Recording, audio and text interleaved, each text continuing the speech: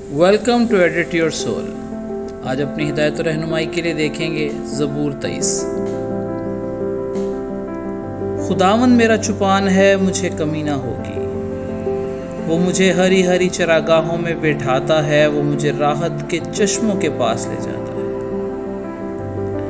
وہ میری جان کو بحال کرتا ہے، وہ مجھے اپنے نام کی خاطر صداقت کی راہوں پر لے چلتا ہے۔ بلکہ خواہ موت کے سایہ کی وادی سے میرا گزر ہو، میں کسی بلا سے نہیں ڈروں،